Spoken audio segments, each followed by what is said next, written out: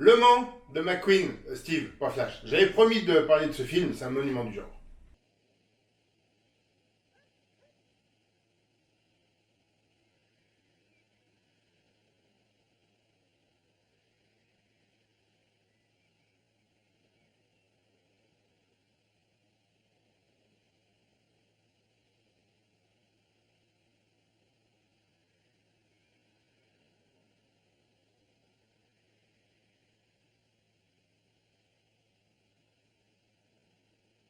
Autant je comprends l'enthousiasme à sa sortie, autant 50 ans plus tard, je préfère vous prévenir que, waouh, disons que le Ford v Ferrari bénéficie de bien des progrès techniques et narratifs.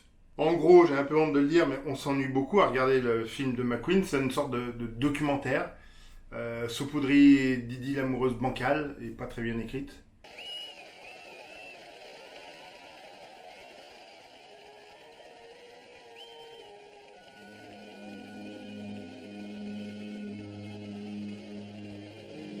Alors attention, tout le long de la vidéo, je vais dire que c'est le film de McQueen parce que c'est comme ça qu'il est connu et que l'acteur a vraiment porté ce projet pour que le film puisse se faire.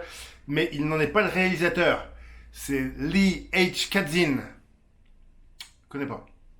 La forme est gentille, avec l'animateur au micro de la course qui explique tout ce qui se passe. On dirait une vidéo pédagogique destinée aux enfants. C'est une sorte de docu-fiction où les grandes lignes sont décryptées pour un public non averti, sous forme de fausse réalité pour qu'on s'y croit un peu plus.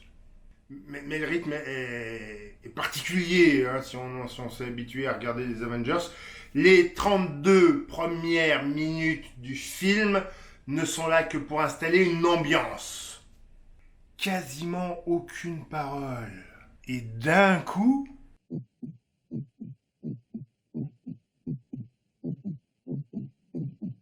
le bruit.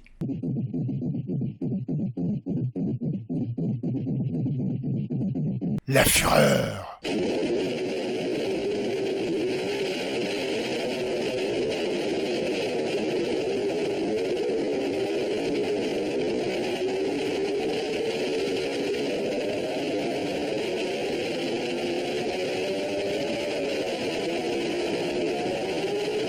Alors, comme pour Ford v Ferrari, la Scuderia italienne est l'antagoniste principal du film, avec un duel entre McQueen sur Porsche et un pilote au cheval cabré, on s'en fiche. Genre, tout se résume à cela. Hein, c'est le deuxième qu'on voit comme ça, pourquoi pas.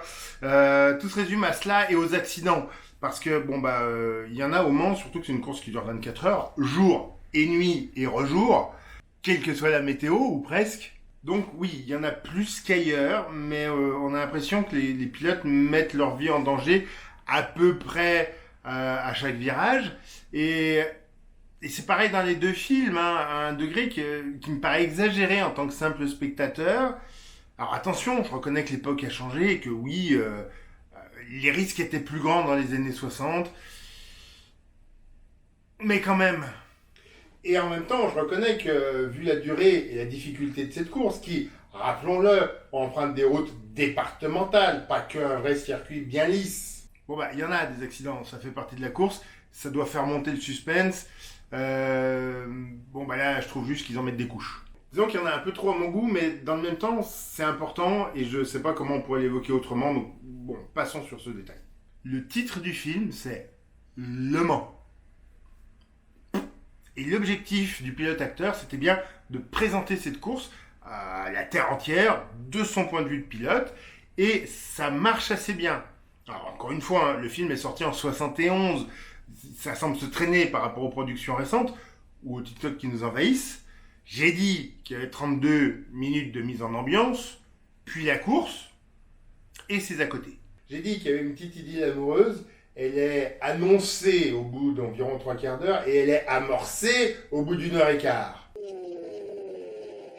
Monsieur Delany, encore une, s'il vous plaît. Merci.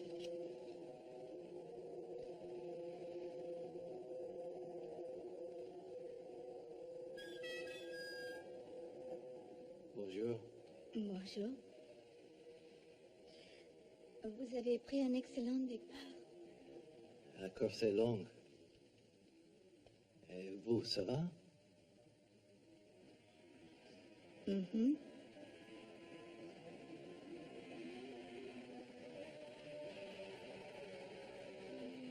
Les 2 tiers du film ne servent aucun but précis, autre que de parler de la course. À tel point que je me demande si l'amourette, elle n'était pas là juste pour vendre le film aux investisseurs et puis un peu à une partie du public. Chérie, il y a un super film avec Steve McQueen qui sort cette semaine, il tombe amoureux de Helga Anderson, ça te dit d'aller le voir? Oh oui! Actor Studio. Nous ne voyons pas d'autre explication. Le dernier quart du film est incroyable de dramaturgie, la mise en scène se réveille, je vous dévoile pas la fin mais vous n'allez pas être déçus. Donc le film est à voir pour les amoureux de Mécanique Auto, pour les cinéphiles, je sais pas trop. D'accord, il y a eu une nomination aux Golden Globes pour la musique qui a pas attiré mon attention au visionnage. J'avais parlé de la façon de tourner Ford v Ferrari en recréant des routes pour simuler les lunaudières. Non, là, ils ont tourné sur le circuit, ils ont tourné les scènes de course pendant la vraie course, comme Michel Vaillant. Et puis on a pris du temps sur place durant l'été pour faire les plans serrés, pour voir les pilotes au volant, parce que les caméras à l'époque, c'était pas des GoPro. Ce qui m'étonne, c'est que Ferrari ait accepté de prêter ses voitures, sachant qu'il allait perdre la course à l'écran. Ou est-ce que ce sont des répliques qui ont été utilisées pour les plans serrés du film? Je sais pas. Et j'aimerais savoir s'ils ont tourné les scènes de foule durant la course ou plus tard. J'ai du mal à croire qu'ils aient fait revenir des dizaines de milliers de figurants juste pour quelques plans. Mais sinon, ça veut dire qu'ils ont diffusé des images de personnes lambda dans tous les cinémas du monde sans leur demander leur autorisation.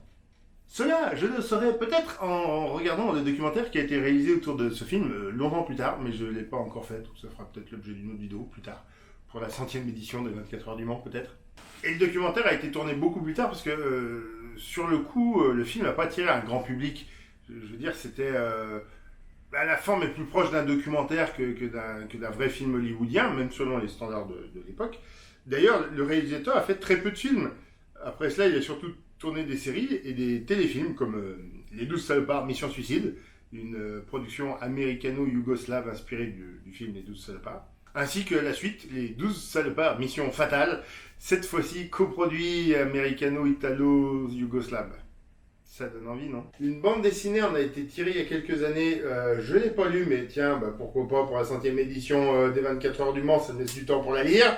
Et ce qu'on aimerait, c'est qu'il y ait un film de cette même veine, mais qui parle des 24 heures du Mans dans leur version récente. Ce serait tellement bien. Ah, attendez, mais il y en a un.